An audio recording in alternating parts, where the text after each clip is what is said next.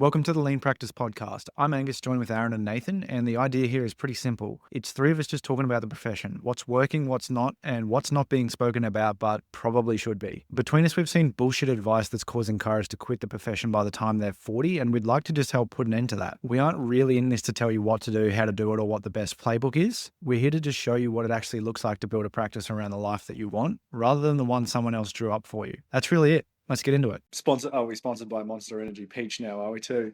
Well, no free ads, but if they want to get in contact, you can tell who the former powerlifters are. Well, maybe still they're powerlifter Baron, but the general consumption of sugar-free energy drink is built into the bloodline. Pretty sure I've done this every episode now, so yeah, moving on. It's a when staple. you get the t-shirt and the hat on, we'll start calling you Carl, and then we'll really get sponsored. Need a small hole in the wall behind you from where you got mad. All right, come on, guys. So, got to see the man, the myth, the legend, Nathan in person on the weekend, and we were both at a seminar. And something that struck me on the way through, not in a bad way, just struck me, was like there was all the stalls and all the tech and all the stands, and then a lot of conversations I had with people, and I thought, probably a decent topic of conversation because there's a lot of things you're going to add to a practice. And even I think the idea of going lean, people probably get the thought that it's like, okay, we'll go lean, replace a CA with like heaps of tech and that'll bring the cost down. I don't necessarily think that that's either the answer. You know, we're probably running a more simple practice, but if you're going to add anything, I suppose the thing is making sure that it's super useful for the patients. Some, sell it as an on-sell to increase lifetime value. Whatever your opinions are on that, Nath, I'd love to hear them. There's pros and cons. I've heard people do that. And then I've heard people who say, no, I just include it in the care and wear the cost. So I suppose it's a personal thing.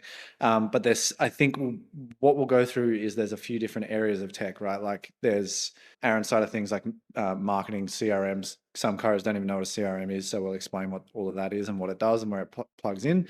Practice management softwares, AI tools, diagnostic and assessment tech. That was a lot of the stuff that was there on the weekend. And then even just the other stuff like, subscriptions, editing softwares, like all this stuff that just adds up. And I know, Nath, one of the first things you said was you cut almost $500 worth of just junk in a month, 500 per month, sorry, just by looking at your P&L and being like, all right, well, I don't need these things. So you leaned those out. So Nath, obviously a lot of the stuff that was there was diagnostic and assessment stuff, which is cool. It's awesome to see where the world's going. What's your opinion on, adding these things in? Where do you draw the line yourself? Like, do you see it as a good value add? Do you see it as a lifetime value increaser? What are your thoughts? Oh, this has changed over time, right? Because I used to be all about the tech. So I think at our heart, like most chiropractors are nerds, and we love the tech. And then we assume that because we love it, patients love it. And I think as we've spoken about before, you get to a point where your patient's like, can I not do the thing? And then you're like, why am I paying all this money for this thing? So I have a very simple rule right now that anything gets added to my practice must add revenue. It's that simple, right? Like if you're putting a CA on, it must allow you to get busier. Otherwise, there's no point, right? If you are outsourcing or delegating, you better be able to work more and see more people. That simple. If you are adding some kind of tech, it better allow you to see more people or help people longer. Otherwise, it has no value in your practice. I can deal with if you want to waste a bunch of money just because you like something, that's on you. I'd rather spend that money on my family and having a good time. But if that's how you get your kicks, all power to you there, Chief. But yeah, I think we have got infatuated with these ideas of, and I think it can be a lot simpler than people mention. And I remember having this distinct conversation. I may have told this story already. I know we're only like 5 episodes in, but it's an important story. But I just opened my business and I was doing all my networking. So I'm going to every person I can find around that might be a good referral partner business development. I went to this amazing physiotherapist, pain specialist, really cool little practice. I actually first looked at him and potentially renting a room when I was going to move over. And I was talking about this piece of tech I had that again, it was like a posture scanner. It moved people through their ranges. It could tell like weight distributions, super cool. And I was trying to tell him about it and he's like, yeah, I used to have the tech. And I was like, oh yeah, what happened? He's like, I realized it's unnecessary. People don't care. They just want to see, can you get results? And the most important thing are your hands and your eyes. And I was just like, all right, mate. And then now I'm like 100%, right? Like couldn't have been more accurate. And I have stripped back so much of the stuff in my practice. It is literally all just simple test, retest. The limitations to my tech are Posture Pro Mobile. which has gone up, but it's like $45 a month. And just because patients like a sort of visual feedback, it's a nice tracking mechanism. And then chiropractic outcomes, which I'm a big fan of, which is an online outcome tracker. And the reason I added that, because it saved me time on my re-exams and check-ins, gave patients good feedback, and tracked things outside of just pain, which gives people more buy-in to their maintenance and longevity. So bought me time and increased lifetime value. So it's like $100 a month was worth it. But everything else, like there was some, listen, was there some cool stuff that I saw on the weekend when we went to this conference? 100%. Do I think any patient cares about it? No, not at all. Like, I don't even, some of them I think there are even like a hard sell to the patient. Like, not that you need a hard sell, but in like how is this relevant? Yeah. Interesting way you said that, actually. I really liked it. So it wasn't necessarily like increase the lifetime value by just charging for using the thing, because I've seen that and I don't really love it. It's more so, does it make you more efficient so you can do more? That's where you draw the line with tech. Yeah, largely. It's like, if I'm putting something in, it needs to be able to increase my volume capacity, or it needs to potentially increase the lifetime value of someone because it allows me to work with them for longer by demonstrating how we're affecting things. But it's in their words. It's not me being like, look, this scan was like this, now this scan is like that. Like, that has no tangible benefit to them. Whereas Chiro Outcomes, it's like, well, look, your sleep, emotional health, perceived posture, energy. We even have in the maintenance scales, we have one where you consider your like purpose and your life balance is rated. It's like, well, since you've been under care, you've been increasing this in your own words. Yeah. You know, that is a self-reported patient and like goal-based outcome measure, rather than a like, you, based on this obscure scan that I don't know the accuracy of, you are doing great. Interesting. And then with your, just while we've got the topic of, obviously you said you've had a pretty tech heavy practice in the past. When you did go through and audit your P&L not that long ago, just off the top of your head, like what sort of gunk was building up? A lot of it was in marketing, and I've been growing associates and doing a lot of sort of online work, people like yourselves. So a lot of it was relevant at a time, but we had moved on, or there'd been other things that come through that made it no longer relevant. So like, I had a CapCut subscription, which I got charged for twice, which you always got to check these things. But cleared that out. I had another like teleprompter captions app that we were using when we were doing a lot of filming, which had become unnecessary. I cleared that out. ManyChat. I was running like 2 automations, one for each channel. But that was like $30 US a month. Cleared those out, right? I was running both GPT Pro and Anthropic, like Claude Pro. So didn't need both. So transfer everything to one, cleared that out. I had both a Go High Level, which had started as a marketing CRM working with both yourselves, and a MailChimp, which was the original one, my practice management software at LinkedIn. Paying for both. I didn't need both. I can consolidate into one, right? I think there's a natural accumulation that happens, and you often don't realize, as softwares evolve, they add more features. And you often don't realize that you're paying for, like, one of these has all the features, and you're paying for like 10 of them. And it's about, do I still need this? And I often reference a good friend of mine. He's a real estate agent, doing really well, probably more cash than any chiropractor I know, but it's the joys of the current no kids lifestyle, and both partners running great jobs. But the point is that even them, when it comes to like streaming services, most people in the home probably have like 6 subscriptions right now. You've got Prime, HBO, Disney, Netflix, Stan, KO, all the things, right? He is literally that frugal that when they like a show, they sign up, they watch the show, and as soon as the show's done, they cancel. And then there has to be a show that they want to watch or a thing before they sign up.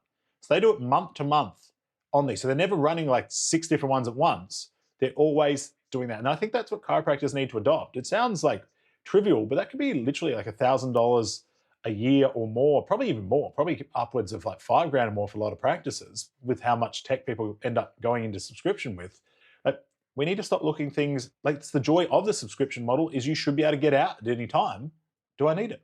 I mean, the other one I was using was like an SEO AI, seemed all right-ish, and then I realized I could do 99.99% of it myself using like a Claude bot I built. So why would I keep paying that money when I can do it and it's already included? Yeah, that's it. Hey, it's the consolidation of a lot of stuff, and that's the job of tech companies, is to make sure that they continue growing. So otherwise, they become irrelevant so quickly. Like even GBT, it's almost losing the race pretty fast right now, which 12 months ago Wouldn't have even thought twice about that. Aaron, completely different viewpoint. What is top three dumbest tech things that you see chiros have? And you're just like, why? They don't have this dumb tech thing, but they've got a dumb marketing agency that sells them the Yep. tech thing, which is Yep. AI booking systems. I think that's the dumbest thing. It's the dumbest thing. It's the replacement of humans to get new patients, and they buy that as a shiny object. I would say Can that's the I dumbest can I thing. just touch on Now, that? Because I think with a that needs a caveat, little bit of an asterisk. Because I think like when people hear that, like, you know, if you're running leads, you want some level of automation, right? Like your auto texts, some emails and stuff. But you're Mhm, talking about replacing the human actual like person calling to book them in with an AI caller, aren't you? Not the actual like having an automation around it. correct. A lot of the stuff that I'll mention has an asterisk, right? Like I'll say, don't go down the route of building Anthropic Claude bots if you're a chiropractor. But I'm going to do it. If you do choose to do it, great, but you don't have to do it. And the thing is that like a lot of the stuff on the digital side is like it's a shiny object that's going to get thrown at you, and then you're going to adopt it. You're not going to fully learn it, and then it's going to sit there as a sub. And so, if 9 times out of 10 the adoption of some form of tech is going to become some dormant subscription, don't do it at all. And I would say save the time, save the money, just don't adopt it because you're a chiropractor at the end of the day, and you just need a really simple system. Like just be a chiropractor. You don't have to be a digital nerd like us. Yeah, there's it's interesting there. I can't think of the words to put it together, but it's like a lot of the tech that I see chiros use is trying to make up for a lack of some skill, thinking that that's going to solve a problem, but then it just Yeah, highlights that the skill never got learnt later.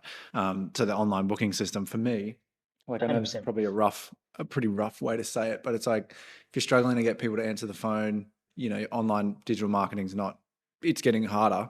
It's like, yeah, it's probably because you don't have an online reputation and no one trusts you because they don't know who you are. And it's like no amount of if you call someone 50 times a day with an Yeah, AI bot, that's not going to mean they answer the phone. It's because you don't have a digital presence. That's the problem. So a lot of the correct. dumb stuff I see, as you say, it's a trying to make up for a lack of skill, which is the same, I suppose, for you, Nath, when you went and spoke to that guy all those years ago. The tech was like a skill lacking assistant. It was like, oh, but if I have this cool tech, maybe that'll hide the fact that I'm not as good as that guy. Well, the Pretty argument, frank as way to say it. always, and Mm, this is the argument I used, right, is that I even said this to patients. I can see this with my eyes. This allows me to better show it to you. Right? Was the pretense of the idea, right? Most of the time, patients don't care about showing it, right? Like this is one of the biggest things I like teach in my framework for reporter findings is that, you know, you get people that spend all their time, oh, you know, your left lateral flexion was 35 degrees, it should be 45. You're right. Like they go through everything. Whereas it just be like, hey, we did 18 ranges of motion. You were stiff or sore in 12 of the 18, which is quite a lot. I think you'll agree, right? Like people want a summation, they want a simplicity, and they want to be told. They already know. They don't need you. Like very rarely do they need you doing the like, here's the picture, and this is what all the things mean, right? It just, it's just not a good like mm, use of time. And I'm going to go just double down on this. Also, if it's not efficient to re examine, it's a waste of time as well because you're just like taking more time away where you could be looking after people. Like what we do is very simple in a big picture thing, right? Like people lie down on the table and we work on them. Like it's not that hard. Like I was at the gym just before this with a physiotherapist and he's like, he's shifted his model where he was going to buy into a practice and now he sees a lot of people for hands-on initially and then he transitions to an online model. He needs some level of subscription there, but he doesn't have all the mm, overhead, so it allows him to volume up with people and program them. We need to look at tech, like I said, just mm. purely as a how do you expand your reach at a minimum of overhead. Yeah. I think the other thing with any sort of tech adoption is it's like you want it for the increased efficiency, but there's going to be a prolonged period of time where you're going to have worse efficiency and capacity because of the tech that you adopt. And really, a tech will work for you if you can get out of that period quick. And this is why I say I think the biggest trap of any tech adoption, whether it be digital, physical, whatever, is that they buy it with the hope of having a lack of some capacity, maybe it's a skill thing, maybe it's an efficiency, whatever. They buy it with this hope of being able to get out of that, and then they stay in that period of inefficiency, and then the next thing comes along, and you grab that one for the same reason. And so I heard a pretty well-known chiropractor the other day say, if you're not on any of the AI, and they listed out like 5 different AIs that you should have, then you're behind. You're going to get left behind. And I'm like, look, chiropractic existed before any of those things existed. You know what I mean? Like, you could run this pretty efficiently on bare bones tools. You're not going to get left behind. You don't need a bunch of those things. And I feel like if you just buy into that lie, then you're going to actually get less efficient first before you get efficient. And if you buy into it too many times, then you're going to both stack up on inefficiencies as well as subs costs, right? Or in the case of a physical product, you don't know how to work that into your system. And so you've got all these things sitting on your shelf that you bought, and you're just wearing the cost of it because you never figured out how to pull it into your sales system. So I feel like that's the issue with a lot of the tech is like there's always going to be a shiny object, there's always going to be inefficiencies, and it's really just up to you. Can you get out of that inefficient space and actually make it work? And if the likelihood is no, I don't have a lot of time, you'd never make it work anyway. So just don't adopt it, and you're probably going to be in a better place. Like just own what is already It's working. also understanding sunk cost fallacy, right? Like the time it might take you to do all those things, if you truly look at it, you'd be better off spending that time efficiently, actually spending time networking and growing your practice long term.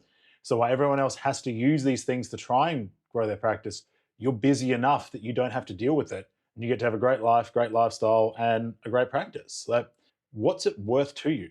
The other thing we have to remember is people like, based on that, you're missing out, you're falling behind. Yeah, well, do you want to know about these products? Someone else is probably going to do it. They might make some money for it. All power to them. But then it's going to become increasingly easy to replicate or cheap. And it's going to be so apparent that I don't need to know a lot about it, and I can skip the whole journey that they went on and wasted time with to have it in my practice. So like there's this whole idea that they're just selling you on fear to try and then come work with them. Yeah, and it's all a good idea. Like I'm not I don't think any of us are saying that they're not good tools. Like they are pretty cool. They do work. It's more so, as you say, is like, are you just collecting dust on the shelf of stuff that you didn't need? And unfortunately, like now, Correct. if I walk into like an old practice, they have that musky smell, that kind of old, and then they've always got boxes of old tech, like old systems that they tried to implement, 57,000 modules and CDs and crap piled high about old seminars that they went to. I suppose the problem now in this day and age is you can't see it. Like physically, there's not a freaking cupboard full of shit. So the only way to really see it is probably your P&L, just to check like what's accumulating. And then the other issue is like back then you bought it once and it was done. Now it's, months can go by and you don't even realize that you've just spent hundreds of dollars. The irony is a lot of those Angus, older practices that are like still working a front desk system they paid for once and is not on a subscription model, and usually still have paper files are some of the busiest, most cost-effective, and like efficient practices. But I still don't think I've seen a practice that was more efficient than my first practice I worked in that was all paper, well-trained staff, and we used Capable. Is commonly nicknamed Incapable across the world. Paid for it once, dealt with it, but it was all paper. Like the paper sat there. If you need to do a re-exam, you just put a little sticker on it. The front desk knew, it was waiting on the door, and it was just like, you wrote it in, you handed it back to the patient, they took it back to the front desk. When you finished, your notes were done. Like it's actually so much quicker to write than it is to type. Now, obviously with the voice AIs and stuff like that is increasingly helpful, but I still think it's more efficient often for regular visits if you were writing. It's just I don't want to have the storage for all the things these days. I think there's one other thing that tops the AI, Angus, and you've already mentioned names, mate. Capable is very difficult. Shall I mention names, or should we just? I don't know if I'm say ready that? to get sued at this age. Okay. All right, let's not do it. A practice management software that lives on a physical server in your practice. That one's pretty well known. Okay, that's got to be up there with the absolute worst thing that I've ever seen. Like someone coming from a background with marketing experience where you cannot connect your front end marketing to your back-end practice management software. The funny thing is, it's like it's not even just the physical internal server-based practice management softwares that do this. Most of them do that because they found like they could get some sort of monopoly by like not sharing the data with their marketing systems. It's so dumb. I'm glad that that's changing now, and I hope all of the ones that have changed that win and crush it and destroy all of those businesses personally, because they're actually hurting. It's hurting practices, but that has to be the absolute death of so many practices and so many marketing efforts. It's like I cannot, if I get a lead and I email them through MailChimp, there is no way of me taking that same information and then being able to email them on my practice management software, and then taking that same data and sharing it back to my marketing software. And there's no way for me to do that. And so I have zero context with my marketing now sends them stuff that a new patient would get. It's Yeah. very bad. And It's the ugliest piece of made tech that I've ever seen. that just was like cherry on the top, was you had to have TeamViewer to get on the computer. Maybe you had to have like another piece of tech to access the tech. Then you had to have a computer there. Someone had to turn the computer on so that you could get on there and freaking make the thing work. And then there was just this giant box that used to just trip out. That was the server all the time. Well, there was a practice that I looked at That's the purchasing at one worst. stage. I remember going through the equipment, and there was a valuation on a server, and I was like, "Why is there a server? Like, what's going on here?" Like, I was actually oblivious that people still had these things. And then I remember going in to meet the person. They're like, "Oh, we Yeah. spent like 10 grand not long ago putting Cat5 LAN cables in all the rooms Yeah. so that it can upgrade the server, because we need to upgrade it, and that's probably about 20 grand. So it can go direct to all the rooms." And I was like, "What about just like a cloud-based system using Wi-Fi?" Dude. And they're like, "What do you mean?" I was like, "Well, just Wi-Fi's into all the rooms and you have access no matter where you want. You could go home and use it. And why would you spend 30 grand between cabling and a new server?" And they're like, "Oh, we've just always done it this way." I'm like, and then they tried to value into their P&L to sell the business. I was like, no, that's yours. You can keep that. That's I a don't need liability. Yeah. That's bad. That's okay. Maybe Yeah. this is a good point then too. It probably doesn't need to be said, but just because we used to have to spend so much money on physical hardware, the benefit now of all the softwares and the AIs is that you don't need to spend as much. So use that. You know, like a practice management software used to cost a server, all the wiring, all the computers, and now you can just log on a website on your phone. So take advantage of it. Cool. So where I wanted to move the conversation was into the question I got asked is like, well, what do you need? Like, what does a practice look like? How can they operate? I've got the categories broken down, and I suppose we'll just sort of chip through them and where they all fit in. So as you said, like MailChimp plugging into a practice management software, or like where does the CRM meet something else? So it's like people don't know what these things are. So if we can just sort of make our way through them, try and name as minimal as we can, perhaps that'd be good. And basically just show people like what's achievable, what the bare bones are, and what they're looking for, so that they know what to add and what they're double paying for, basically. So I think if we just tick off the practice management software, it's probably the one that everyone has their head around the most. Obviously, we have a couple of preferences. You know, people can ask us and we can tell them if they want. But I think when I look at practice management software, people look at their price first. I think what you need to look at is what model you're running, because some people who have X-rays who rely heavily on that probably need something that have a user interface that shows the X-rays nice and easily, rather than trying to save $10 a month. So I'd say with practice management software, you obviously have to have one. But then I would say, well, what are you doing day in, day out? Like 80% of the time, what's going to be the most useful thing for you? And then research based on that, so that you're not frustrated with how it actually operates. Aaron touched on the fact that, it's tough to plug in to like a practice management software into like the front end marketing. I actually don't know that there's a solution for that just yet, unless one of you guys have heard an update that I don't know about. Basically, where a practice management software starts is the new patient exam. So it's like someone's ready to book in, sick, get their details, put them in, and you can link them in. I even think, like Practice Hub, which is one that we recommend for sure, they do have an integration, but I don't know that it really connects that well either. Nathan, are you using them at the moment? To them for a number of reasons, and a lot of it was just change in practice style, and my old one not facilitating that, which I think is another thing to mention, that things evolve. Yeah. And so like I've changed multiple times in my career, because the headache of changing was far less than all the issues that were coming, and especially when the practice management software is clearly making it that they're not focused on what you need. And this is the challenge with practice management software, because we all practice a little bit uniquely. So you're trying to get the best fit that you can get, right? That's what it comes down to. And so yeah, I like Practice Hub. They do have a number of integrations with your Go High Levels, your MailChimp, stuff like that. So there is more that can be done through there. I think there's probably more even coming in that one. I don't know many others though, because of the level of encryption and stuff like that with a healthcare based software. I don't find that there is. You usually need an add-on. I know things like your Clinicos and your Nucles have a lot in Australia, a lot of accessory add-ons that you can link in, but they don't have a lot of native things like that. But then I've also been with a software where they avoided letting everything add on, went to try and make a lot of native versions of stuff that existed, and their versions were always more costly and substandard to what was already in the market.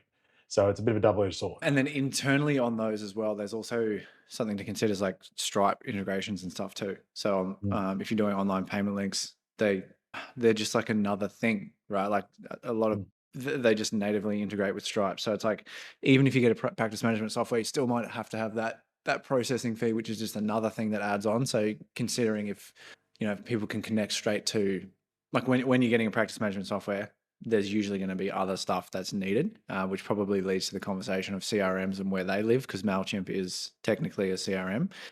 The one that we use the most, Aaron, you might have more, you definitely will have more context as to why, is Go High Level, which just seems to be the one that agencies use. I think most of the time when I talk to someone, an agency or someone who's working with an agency, it's always a Go High Level.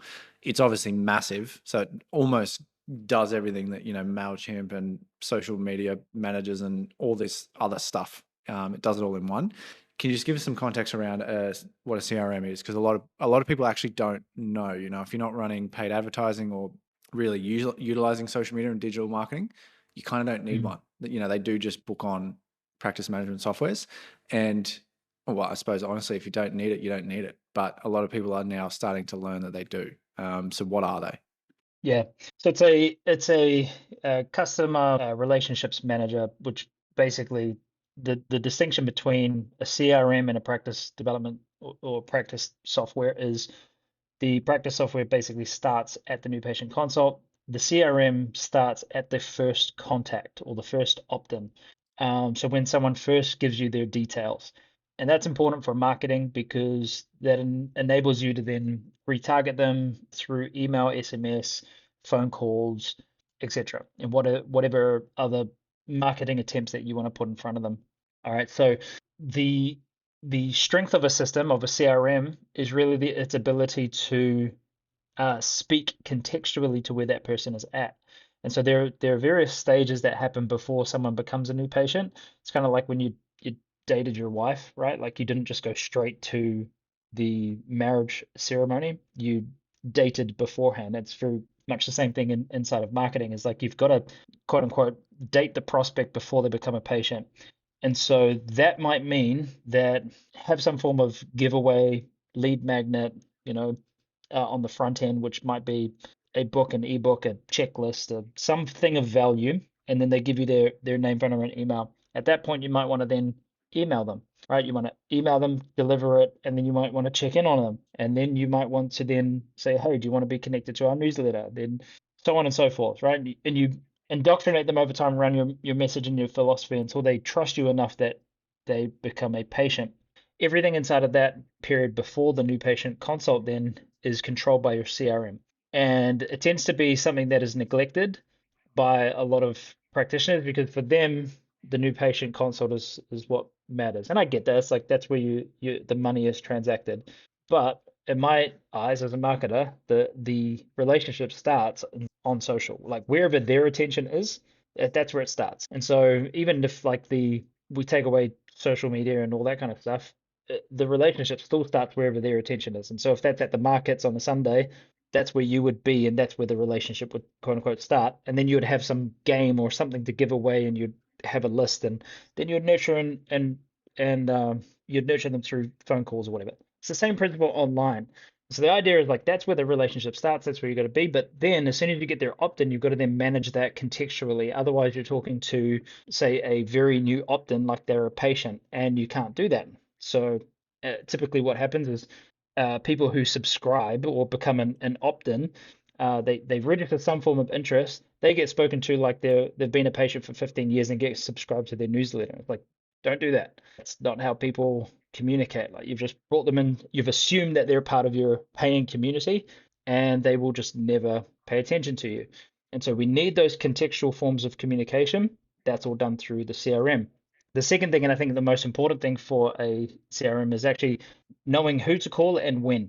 Right. And so like having contextual filters about who do I need to actually call so that I can get them rebooked.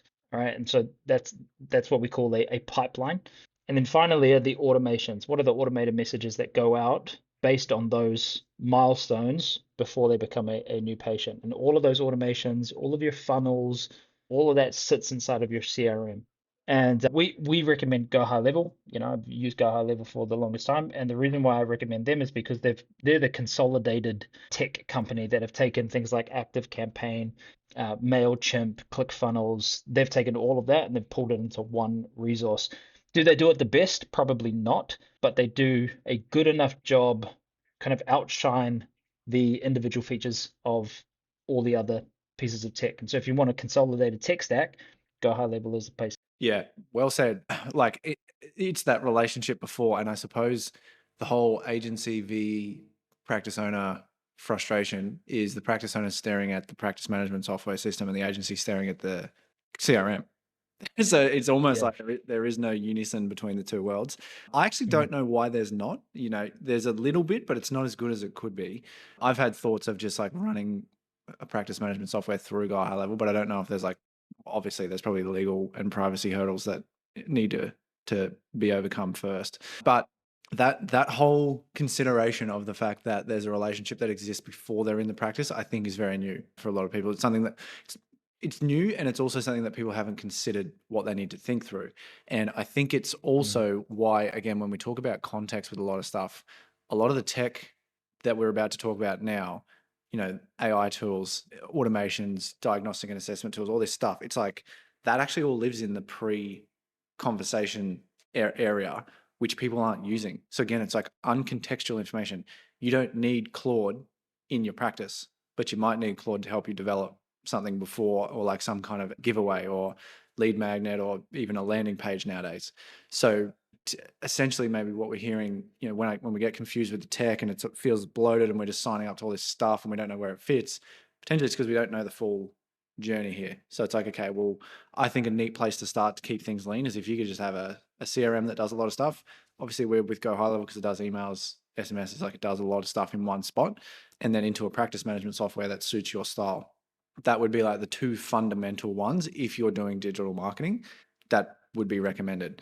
Then if we then go on, I don't want to go into this for a long time, but like actual AI tools, as doing a lot of digital work now online, we literally use Claude and ChatGPT, and I don't think we really use ChatGPT anymore. I couldn't even tell you what else exists. So Nath, we'll start with you. What in terms of when we say AI tools, I suppose a lot of this is just like chatbots. What actively do you use? Just so we can dumb down the hype a little bit. Yeah. So people are probably aware, if they've followed me for long enough, that when I broke my Achilles, I had a lot of time off right as AI was pumping up. And I spent a bunch of time building chatbots, doing all the fun stuff because I was out of practice and my brain needed something to do. I had a full chatbot integrated on my website. I got rid of it. We don't get the volume of inquiries that say like a gym or another business did. And most of them were existing patients that just needed to give it a call anyway. Like I don't allow reschedules or cancels through my online platform. They were all people who needed to make a reschedule. So it's like text. Like it's a very simple thing. I don't see the value of a chatbot in 99% of cases for a chiropractic business or website. If you had a giant multidisciplinary practice with like 40 practitioners and that kind of volume going through, hard maybe. And even then, you probably just need a better website set up that funnels it through. Like, I just don't think there's much value in it for chiropractors. I use Anthropic because I have a lot of stuff they do online. So I use it for more build out for things I do, like for the lean practice, for my coaching, and for my launch. I do it a little bit to help basically some mate ideas. So I'll pump all my information in to create my newsletters and stuff like that, landing pages, Google Ads, sort of general sort of content. But that's just one, and it's me using it as a filter and funneling it in. I'm not building a lot of front end stuff. I just don't think it's necessary in those cases. I can see value for a non-CA based practice with an AI receptionist, as long as they are saying that they are AI. It's almost like a crucial thing now. You're not trying to hide the fact. So, hey, I'm Aaron, Nathan's AI receptionist. Just let you know what you need to do, and I'll get in contact and get sorted, right? So I think like having a phone answer out of hours, or even while you're with people, could have value if it's at the right price, and they tend to be relatively available. But if you have a CA, largely worthless. And even then, if you have voicemail and stuff, sweet, that's dandy. And then in practice, I think there is some good value in the note takers. I haven't integrated it fully yet myself, but I know a number of people that don't have CAs that have integrated it and saved themselves a heap of admin time. Probably pays dividends and is worth trying. I could 100% see that being a thing. Some of the AI, or I would say the practice management softwares, have built in not just note takers, but like report writers. So you can give it your framework and pump the data in. Great option, because you have to, obviously, you can't just throw that into like ChatGPT because you've got to protect patient data. So I think that having something that built into that could be something great. But other than that, like, I don't see a lot. Yeah. When you say front end, what do you mean by that? Like front end, I mean, the context I'm talking about is like in practice. So like front end, like people coming into your practice. Not so much front end as is your marketing and things outside. So from the outside, I see very little value other than creation. Inside the practice, I mainly just see a use for is the major, then maybe some report writing. The only other one I've seen it used in other business use cases. I haven't seen a lot of it in chiropractic, but it could be there. Is, if I look at Practice Hub, they've got a really good AI that can tell you how to do things. You could build your standing operating procedures into a cheap chatbot that you run. And so that when you're onboarding staff and they have questions, they can just be like, and it tells everything in your business language. Could I see value in that? Yeah. Potentially. Again, it would depend on your size of business and really if it's any more valuable than just having like a Loom library and something like that. Yeah. Yep. Okay. Cool. Well said. Because obviously, front end and back end are very different things in a marketing context. So I'd fully agree with that. Actually, I don't like seeing AI on the front of stuff because it is inhuman. We are literally by definition, but we are such a personal human industry. So not being human on the front doesn't really make sense. So it's almost counterintuitive. Cool. Aaron, just to give context then, because people probably look at a digital marketing agency as a high-tech, this would be like jarring for people to be hearing us say, you need to back off and you don't need that much stuff. Just to give context, like what have we got that, just to give people an idea, because I actually think a lot of people listening might be like, oh shit, I have more than them and they're a tech business. Like, and that might just help give them context to be like, okay, maybe you're overcooking the goose. Dude, we 100%. If your practice has more than our digital marketing agency, get rid of your tech stack.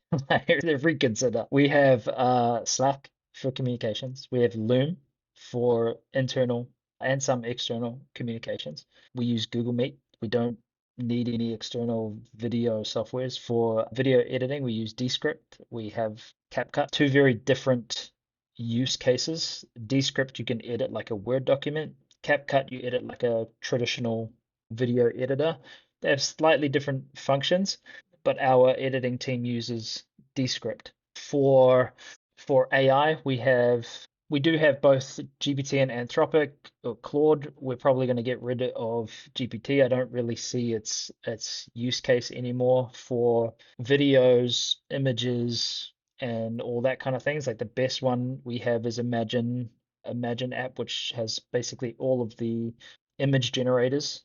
And we pay a pretty healthy sub on there, but anything that you need an image for, you can get it through there. And then you can use all of the most up-to-date image generators. And we've got a few AI chatbots, front-end chatbots. But here's the thing.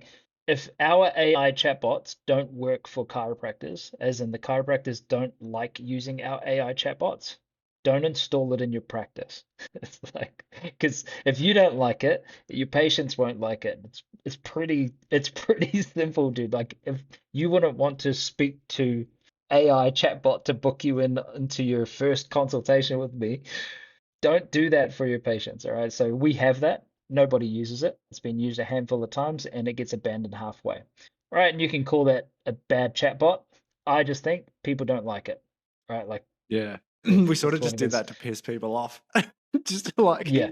show people how dumb it was. Yeah, it's like it's a cool feature. You know, you can do a full voice chat on our website, right? You could do a text chat. You could auto book yourself into stuff. Cool. It's a great feature. No one freaking uses it because they don't appreciate it because they would like to hear from Angus, right? The person. And then One thing on that's that, just what it is. I've just had a glorious memory on the chatbot thing.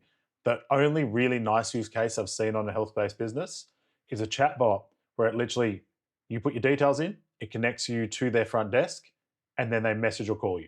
Or they message you back for it's like, hey, leave us a message, Yeah. we'll direct message you. Because then you're actually picking up patient details and you're getting into a conversation. So they're not having it with the chatbot, they're actually Yep. organizing to contact you directly. So it's, instead of someone having to do a contact page, Yeah. it just drives it for them. That, don't mind it. Yep. Yep. I'm the same. I'm the same. Like, I think, like you said earlier, because I'm not anti AI in these use cases. I'm like, just put some constraints on them. Don't think it's going to solve your entire conversion process. You know, like, so you said earlier, like, just be explicit. This is an AI, and then give it some constraints. Like, it's going to do this job, and it's not going to pretend it's a human, and it's not going to be emotional. Like, 11 Labs is selling like emotional, sympathetic, empathetic chatbots. It's like you're not human, you can't be empathetic. So I don't care what the tone sounds like, you're not a human, you don't get it. So don't even try to do that because I feel like that's disingenuous. But hey, I'm a chatbot, I can help you organize this and I can help you do X, Y, and Z. Or I can connect you over to a human. You just tell me what you need. Okay, cool, I'm going to do X. Cool, not a problem. But in large use cases, it's not going to be my first thing. The other thing is that I feel like when it comes to the AI stuff, people think that AI is so much further along than it is. The reality is, it'll still produce images with 8 fingers. It'll still say things that it shouldn't. It'll still like a chatbot. So, like if you outsource your marketing to an AI bot, it's going to sound like an AI bot. Like you've still got the M dashes, you've still got the way that it writes, and if you do that, like people can see through all of that now. And so, you know, don't strip away the human is effectively what I'm saying, and don't think that AI is further along than it is. Maybe in a year or so it's going to be, but right now it's not. So anyway, back to the point. I think we use Go High Level, and then and that does all of our landing pages, funnels, lead magnets. I don't think there's anything else. Ads manager, but you know, we run some ads, so that's pretty much it. Yeah. So to put them in, their only other one is Notion, which is like a Project project management management. system. Yeah. Yeah. Which technically you probably run it through Google, if you really wanted to. Just put them in folders and then store all You your could run data. it on a spreadsheet. You could Yeah, run or a it on a spreadsheet. spreadsheet. Yeah. Yeah. Also, you can So run most of its realistically, it's features for like free. true. So it's like CRM, practice management software. They're like the basis too. The practice management software is probably going to need a Stripe integration, and I can't think of anything else. Maybe like something for the account, like a Zero integration, maybe. So you might need that. Then on the Hard front maybe. end, when we say front end, we mean marketing. Yeah, marketing stuff for the CRM. It's like, well, you have an AI to help you with ideation. It's kind of just like a fancy research like bot, really. So maybe you need one, whichever one you prefer. Then an editing app, if you're making online content, pick one. And then that's kind of it. You don't need heaps. Oh, and then some kind of storage. So Google. So we have Google Drive, which then has Google Meets, and then and that's where we hold sales calls and everything else. So you can sort of use these things to leverage multiple places at once and save a bunch, but you don't need 35 things all working at once. It's just unnecessary. And we have Slack, but I suppose if you have an internal business, Nathan, I know you've used Slack before, but it's like if you just had you and your CA, you probably don't need it.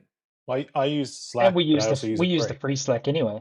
Yeah, free Mm. Slack as well. So it is like a balance here, right? Like obviously, yeah, it's free, but then it's also like, yeah, just because it's free, you might not even need it. Like it's just more apps that people have to go into, which they probably just don't want to. Then, Nath, without again naming names, I want to move into the practice we're now helping patients get better, trying to, do more for them. I don't necessarily want to talk about the tech. I want to talk about what the criteria are for you. Criteria is, sorry, for you to introduce tech. What questions are you asking to make it relevant? So obviously you're standing there at a stall and the guy's showing you all these fantastic things. It's pretty exciting at the time and you might buy 7 of them. What questions need to go through your head before you buy that thing? Yeah, well, like, how does it fit into what I currently do? How does it generate more revenue? So basically, does it allow me to be more efficient and see more people? So does it increase my capacity? Does it increase my cost per visit? Or does it increase my lifetime value? Like, if it Yeah. doesn't do any of those things, it really has no place in your practice. I just don't see, like, again, this is a business. If I'm going to bring something into my business, it has to add something. And so many people just bring things in, change systems, move from one coaching system to another coaching system. They bring things in and it doesn't add any value. Like, it has to add some value to the patient, but that value also has to translate back into a practice that will then get more referrals, you have more capacity, or people stay longer. Because why else would I do it? Like, if I'm going to drop another 100, 200, 300, $500 a month, it's just, I mean, same going, like, if I'm looking at getting coaching and support, if I'm going to go drop, the average in Australia is $2,000 to $3,000 a month, it better improve my capacity, improve my lifetime value, and make sure that I can see more people or I can expand a business that delivers more revenue. Otherwise, you've just spent a heap of time, energy, and money. I think this goes back to the same concept. I think it was like listening to a talk from like David Fletcher. I think he's involved in the Insight Scanners ages ago, but it was actually talking about like public talks. So yes, this is today's tangent, but we're doing it. But the whole point was he talked about how like chiropractors have this thing, or any health practitioner, they go out and they do a talk to get new patients. So you're going to go to a gym, you're going to go to a midwife meeting, you're going to go to a thing, you're going to go see patients. And then they come back and they would speak to the person and be like, how many new patients you get? And they go, none, but I educated people. And like, who gives a shit? Like, your job right there, everyone knew you were there to sell. There's no dancing around it. Like, your whole, did you get a result, was you were there to sell. Now, it'd be different if you're doing a business to business kind of education platform, but if you went business to consumer, you went to the markets, you went and did a talk at the gym, and you got 0 bookings, like, don't talk to me about education. It's like, how many people are lying face down on your table? This is the same process. If you are going to do something, does it improve the amount of people that are going to volume into lie on your table? Sure. Is there a time when you would pay for something, even though you knew it wasn't going to pay itself off in purely financially? So maybe it did, gave the patient a lot. And have you done anything like that before? It's a good question. Like, I mean, I've paid for, again, we do like patient appreciation days and all sorts of things. I'll drop a few grand, we'll do it around her birthday, but that's again, that generates community and value within the practice, which then increases referrals and increases longevity. Other than that, listen, I've got care plan setups where they include supplementation and they're included into the plan. They're factored in at a cost price. Why do I do it? Because it increases they need it for their care. It's good for their health. But on the other side, it also increases their commitment to the plan. And so they tend to get better results, and people who get better results tend to stay longer and refer.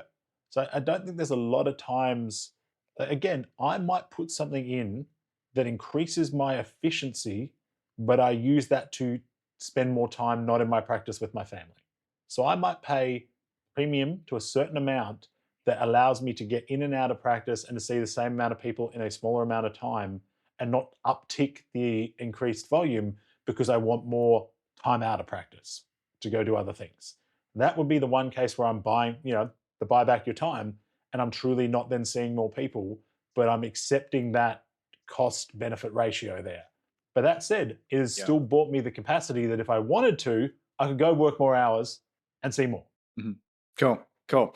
And then the last one, which I don't know if I'm going to ask this the right way, but I'll do my best. Have you ever purchased something thinking it's a good idea for the practice, but then it turns out that it helped, like it was dependent on a staff member, and then you lost the staff member, and then you had this piece of tech that you didn't use? So the example here would be some kind of diagnostic tool. You have a specialized CA that does it, then you decide you don't need the CA, or they move on. Then all of a sudden you've got this tech and you never use it anymore. Has that ever happened? I mean, I've never experienced it myself, though I've seen that happen in practices. Not so much that the tech wasn't usable, but then there was just a huge retraining and focus. And a lot of time it was sold on a model that then shifted off. I've definitely brought things in over time and then got it out. So like at one stage I had massage guns in my practice until recently. And they were more like, I always call it the finishing moves. Person sit up and I'd just run it up the paraspinals. It was almost like we're done. It was a bit of quick sort of feeling, but people knew when the gun went up and down, we were done, right? Martin Harvey obviously first was the finishing move. It's like the metaphor is like you're all tuned up, you're all ready to party. Like there's a process that lets people know we've come to the end of our session. I had them. Like and then I realized the Thai massage ladies who smack you on the face at the end of a massage. yeah, they do the little chop down. And you're like, oh, we're done. But it's like there's no benefit in that thing. Yeah. But and like then what I noticed is like my associates would start using it to do all sorts of other stuff and just become more inefficient with their treatment times for this thing. And then they would break down. And you're like, do I really want to replace this one again? When I first started using, they had value because I also my friend had a massage gun business. It was mini ones. They were great. And because people got the experience, they bought those. So I was selling, 40, 50, 60 of these things. Each one's a $200 purchase. Unfortunately, it broke.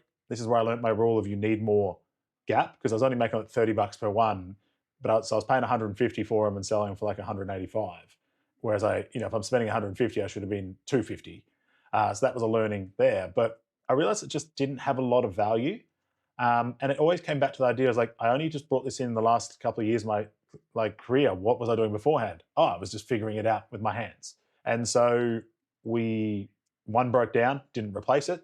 And then I remember patients like, oh, you don't do the thing anymore. I was like, I realized, if I'm honest with you, it wasn't actually adding any value to you. If anything, it was kind of distracting the system. And I've found that if I put too much input in, people got slower results. So I've made a distinct change to improve your results. And then so recently I got 2 arthrostims. I've been looking for this piece of equipment for a long time. I had distinct use cases for it. I don't use a lot of activator. It basically replaces that, allows me to do mobilization work and release work on the body in a much more speed efficient manner than if I was doing it myself. So the cost to return has been incredibly viable. And it replaced the use of the massage gun as well. Have I seen, respectfully to my associates if you're listening, a lot of uptake of using them where you wouldn't have used it before to try and perceivably add more value, even though it's just more trying to the conflation of doing more, meaning it's more valuable. We see this online all the time where they're like, not your average chiro. I do 40 minutes of this work. And I'm like, so you're a medial therapist? That's your massage therapist that adjusts? Is that what you're doing? Cool. If that's your thing, I doubt it's any better. And if anything, people should pay me more because I just saved them 35 minutes of you poking around for no point. But do you, bro? But the point is, again, coming back to this full story, have I got stuff and gotten rid of it later? All the time. Have I overcommitted? Yeah. I had a social media girl that was doing all our filming and marketing. When I first started working with her, she was great. The problem was she was great when she was just working with me and I could commit her to a time. She filmed and edited all my stuff and I could basically just free talk it. She then became problematic because I got associates, tried to give them that capacity. They neither had the capacity, they didn't want to learn, they didn't go through the learning phase, and then they were so reliant on whatever she said for them to do that their content felt ungenuine. They never knew how to do it. And so when I pulled it away, there was a bit of a kickback. They're like, oh, so now I've actually got to do this myself. It's like, yeah, I betrayed you. I should have made you do it yourself from the first time because now you've not learnt the skill and you become overly reliant on someone that doesn't actually speak the message and know what to do. Yeah. So, yeah, that's starting to touch on delegation, which I suppose is another topic, but cool. So basically you're looking for leverage every time. So if you're going to introduce something, make sure it's valuable to the patients, but then also it makes you more efficient so you can do more of the same level, if not higher level of care. That's really the main filter there. Nice. So I suppose in summary, the best thing I think you can do, because you can't physically see things anymore, is just jump on your P&L and see what all of your expenses are, look through them, maybe categorize them. Honestly, maybe you could do marketing and fulfillment and sales or whatever, but it's pretty much practice management software, CRMs, AI tools, diagnostic assessments, and then some marketing stuff like editing tools, and just see if you can get it, instead of having 5 that do 1, see if you can get 1 that does 5 or 1 that does 80% of everything, because you probably are overdoing it. As a tech company, marketing digital agency, we really only have 10, maybe 10 to 15 things that we use. And we're kind of proud of that. We're even thinking about getting rid of a few things at the moment too. So there is no real, it's not cool to have too much tech because it just becomes a headache and frustrating. I read somewhere that someone uses 7 apps and then that's kind of the limit for most people. So I'd even say, if I was running a practice, I'd try and keep it to 7. if I could, and that would be manageable for me. So thanks, fellas. That's the tech talk. It's when we say lean, we don't mean go all out on tech. We mean keep things simple, have a purpose for things, make sure that they give you a direct value back of a multiple, not a one-to-one, and then it's a good idea to go for it. And at the end of the day, I suppose it's good to test things too. Like, I'm not going to say don't go out there and try stuff, but are you doing it to try and solve a problem that you know is not going to solve it, or is it a genuine ad that's going to add value to you and your practice? That's what we mean when we say evaluate your tech. But again, thanks, fellas. Thanks for jumping on. We'll maybe delegating could be a future topic, I reckon. Big time.